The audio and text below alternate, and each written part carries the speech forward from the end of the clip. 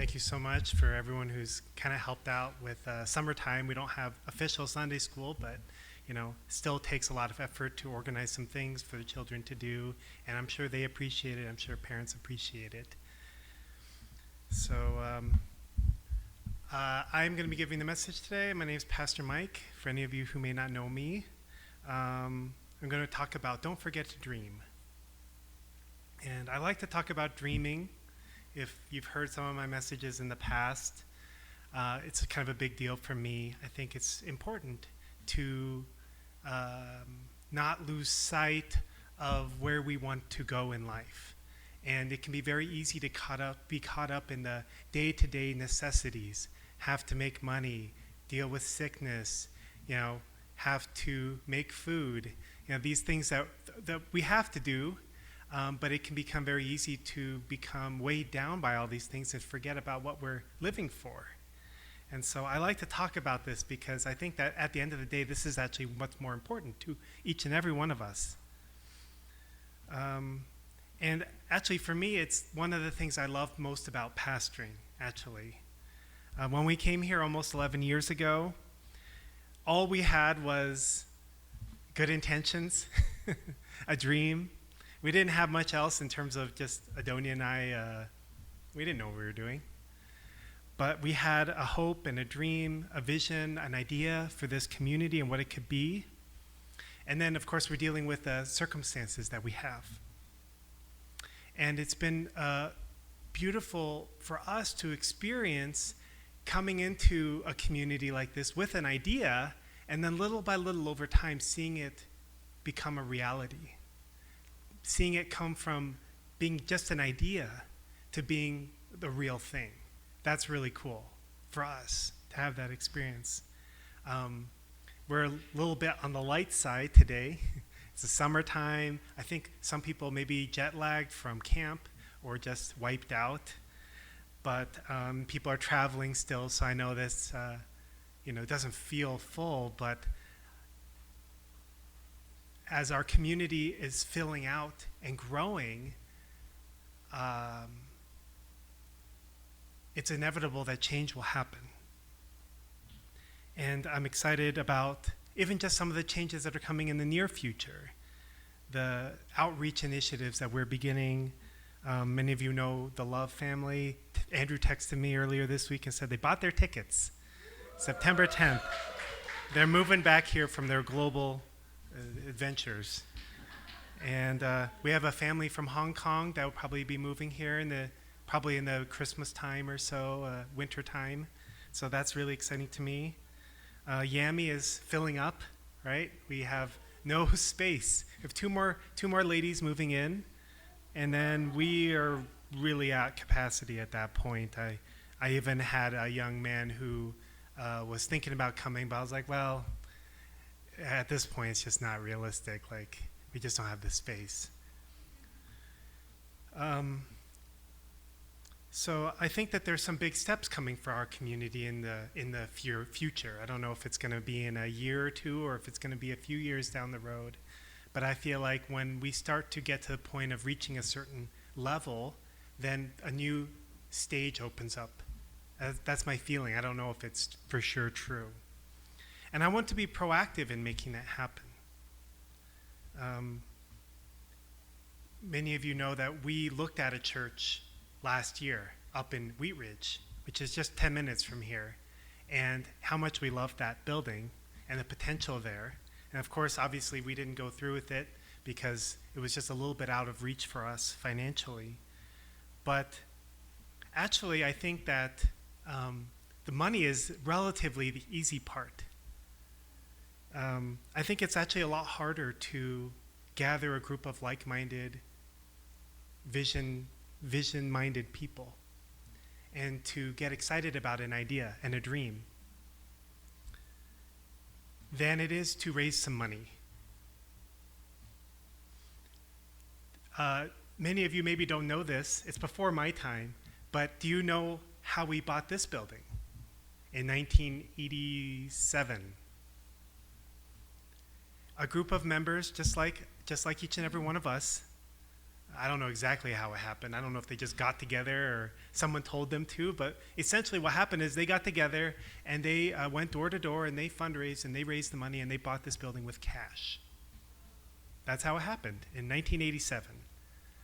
And I'm not saying that's what we're going to do, although I'm not saying we're not going to do it. But what I'm saying is that if you have the desire to want to do something, if you really believe in something, if you're excited about it, gets you out of the bed in the morning, then you're going to find a way, to do it, whatever it is. I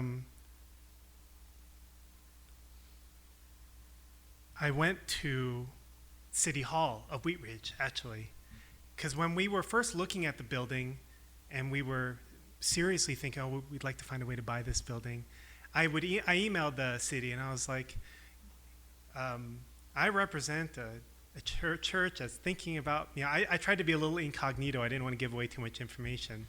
But now that the building is not on the market, technically, it's being leased by another church, I went to them and I just sat down with them and I just talked very frankly. I was like, look, it's not currently on the market. We can't afford it right now, but someday in the future, we'd like to buy this building.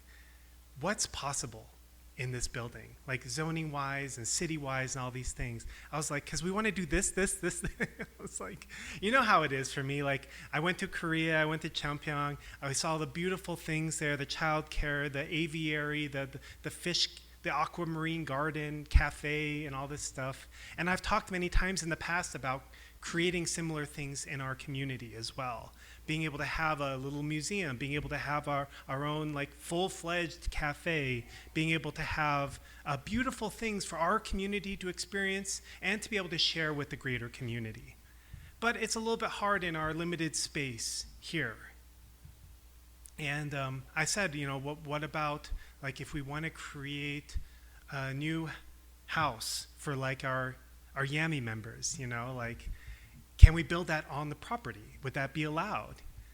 And, they said, it's zoned residentially, so yeah, you should be able to do that. Of course, considering space and all these, technical things you have to look at. So please bear with me, this message, there's a spiritual component here, but just bear with me, please. You're probably like, what is he talking about? Like, this is on and on and on, but I have somewhere where I'm going with this. And I had like a really nice lunch with Elvis earlier this week, and just being able to share about all the things that are possible. I don't know about you, but for me, that's everything. Is it probable? Is it likely to happen? What are the roadblocks? What are the challenges that are going to come along the way that might prevent us or discourage us from moving in that direction? I don't know. But we have to think about what's possible. Like, what am I excited about in my life? And this excites me. And I hope that maybe in some level it excites you as well, because I love the idea of being able to take what we have and taking it to a new level. And to me, the only thing is, where there's a will, there's a way, and we have a will, and we have a desire and a dream. We just need to find a way.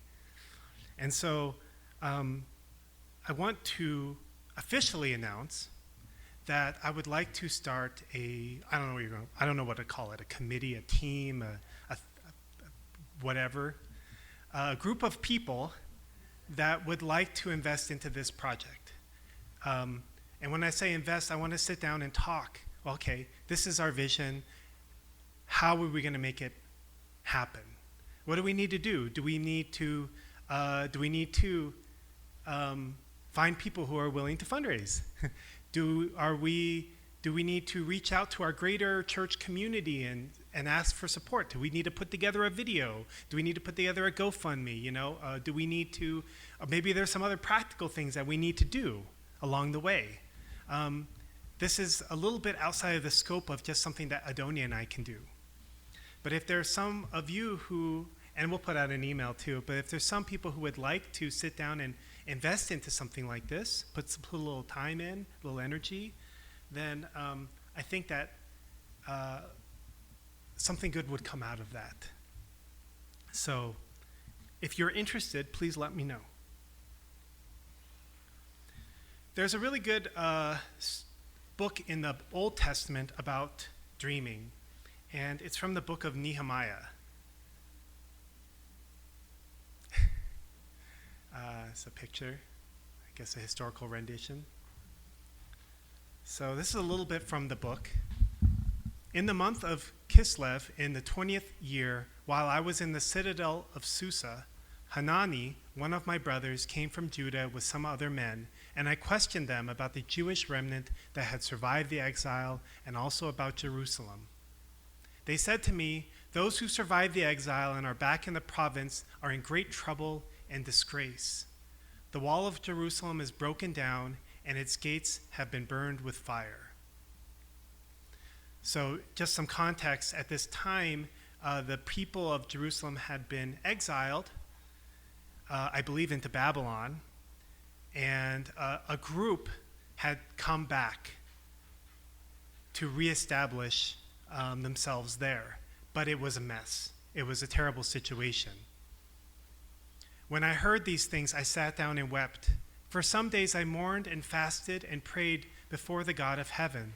Then I said, "Lord, the God of heaven, the great and awesome God, who keeps his covenant of love with those who love him and keep his commandments, let your ear be attentive and your eyes open to hear the prayer your servant is praying before you day and night for your servants, the people of Israel.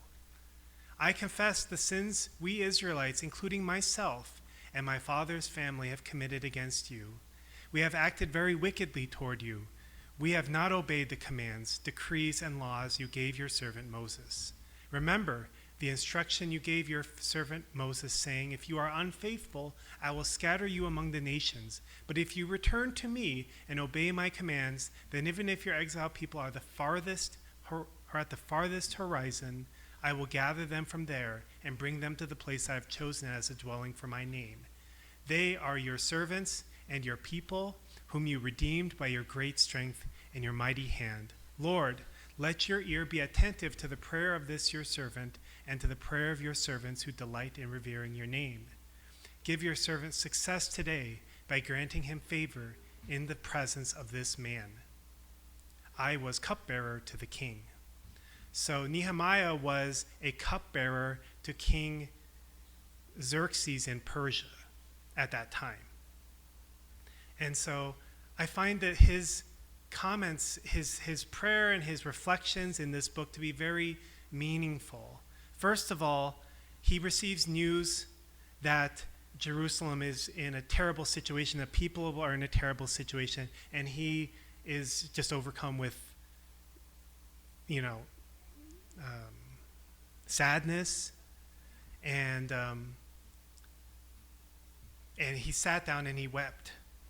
And I think this is interesting because a lot of times when we're going through a challenge or crisis in life, we don't generally always approach things in this way. But Nehemiah set a really kind of an interesting example, or like something to share to us about how we deal with challenges in life. For him, when he was confronted with this reality, he spent days mourning, fasting, and praying to God. And he said these things, but like basically saying that, I acknowledge that we made mistakes. We didn't follow your commandments. We, including myself and my family, we didn't do what you asked us to do, and we're at fault. He's taking responsibility. He's taking responsibility, and he's repenting to God. But he's also saying, God, you made a promise, and you followed through with your promise. You said, if you're wicked, then you will be spread out to the ends of the earth. But if you can be faithful, then I will gather you back together. So he's saying, okay, you did the first part, and please, let's find a way to do the second part. Let's bring everybody back together. Let's heal. Let's rebuild. So later on in the book, he gets permission from the king. He gets paperwork, and he goes to Jerusalem, and he works with the people there, even though they're skeptical. At first, they don't want to listen to him. Some people try to sabotage him, And eventually he is able to get everybody back together and he rebuilds the wall. And so for him, he had a dream in his heart that he wanted to go and he wanted to do something for God. He wanted to rebuild the walls of Jerusalem. He wanted to bring back the people together. And he made that kind of it's not in this part, but he made that a promise to God. And he followed through with it. And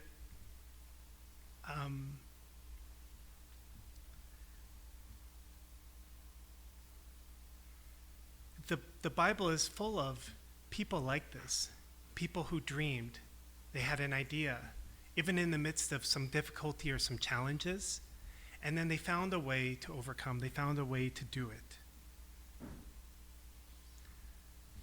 And so when I read stories like this, and when I also meet people who have overcome great adversity in their life, it reminds me that the things that we dream about, that we want to see happen in our life, maybe we want to see some level of prosperity, healing in a relationship, a better life for our kids, a better life for our parents, a better life for ourselves, change in the world around us. It reminds me that anything is possible if we really believe in it.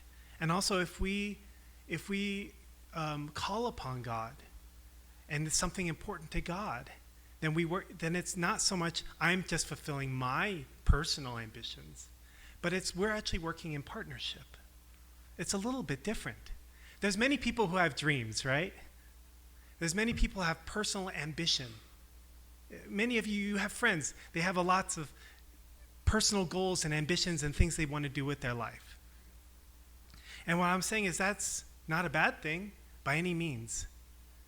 But I think that as people of faith, we're not just called upon to have personal ambition. We're also called upon to have personal ambition in relationship with God. Not just, okay, God, this is what I want to do. Please help me out. But it's also a recognition that God also has a dream. God also has a vision. God also has wants and desires for this world. God might have wants and desires for me in my life. God might need something from me. So we can't just blindly think, I'm just going to do whatever I want, and God's going to, just wish his blessings upon me. I don't think it quite works like that. But in relationship with God, then we also ask, what does God need? What is God hoping for? What is God dreaming of in this world? And how can my dream and God's dream overlap?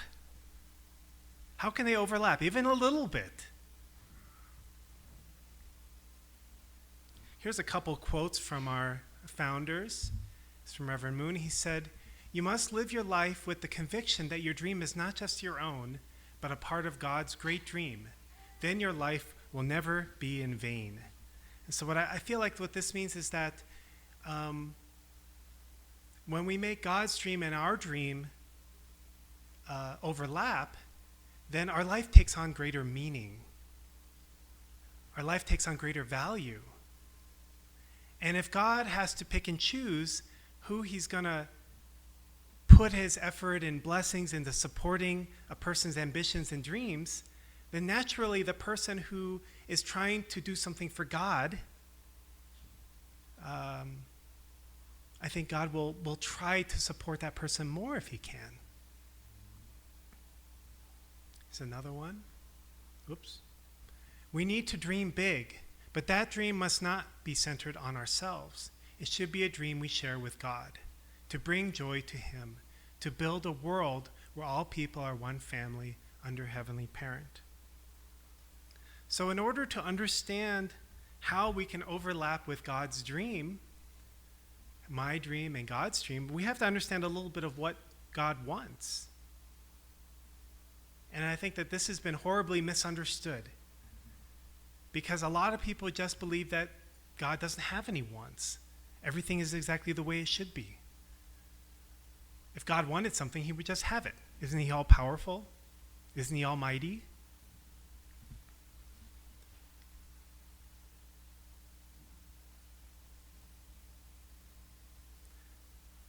And the divine principle and our true parents' teachings makes this very abundantly clear to us. That God doesn't have everything that he wants. This world isn't the way that God wanted it to be. God had a dream. God wanted a family. God wanted to experience relationship with others like himself. God created the humanity to be his family. And God lost his family. So God has been working, so that dream never changed. It's like Pastor Adonia shared last week. The unchanging God. The dream never changed.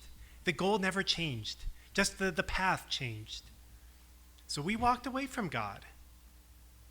And God has been working ever since to lead us back to him. And he's not going to stop until every single person has eventually walked back to God. And because God lost his family. And God's not going to give up on his family, and God is working to restore his family. So one family under God, one family of humanity where God is the center of our lives. God is the source. God is the goal, just like in the song that music ministry shared with us. Here's another quote. God's dream is to realize the ideal world, and our dream must be to fulfill God's dream. Then God's dream becomes my dream, and my dream becomes God's dream. So what does that encompass? It actually encompasses a lot of things, because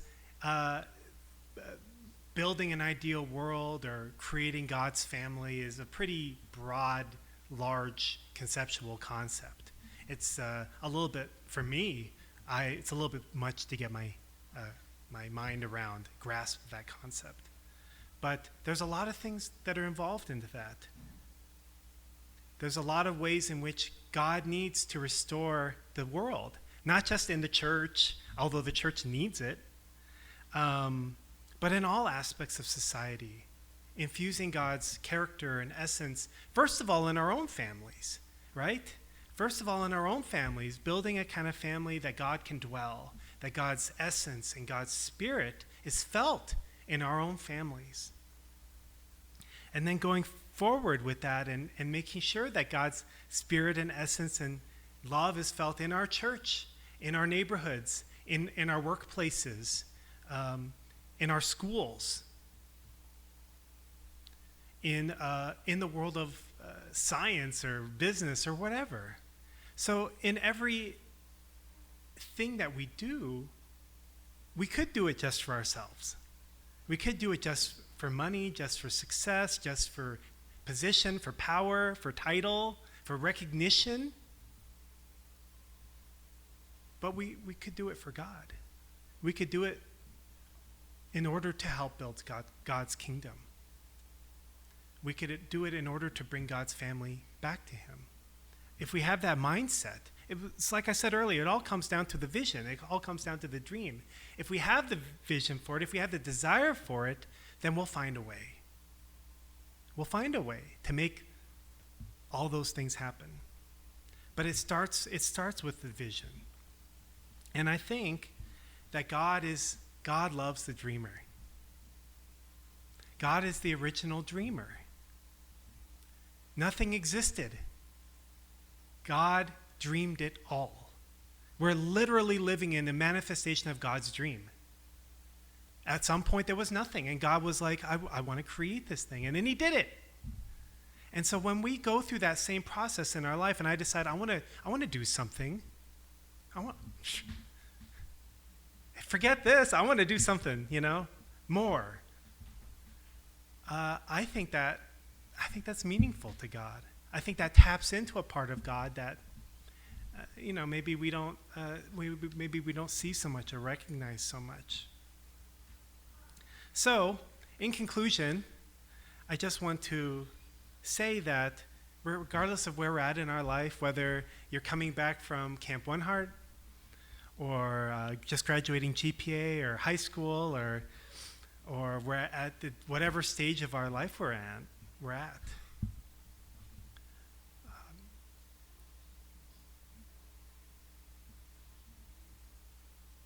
let's not forget to dream. Let's not forget to dream about what's possible, what we can do, and what God might be excited or hoping to do in the lives that we are living.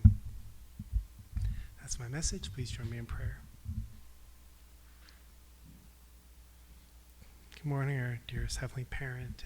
Thank you so much for everybody who came today, this morning, to hear this message and to share with one another. Heavenly Parent, we have so much to be grateful for in our lives. Heavenly Parent, we go through ups and downs. We go through setbacks. Heavenly Parent, there's things that we try to do and things don't always work out. There's never a guarantee. But Heavenly Parent, please help us to never stop dreaming.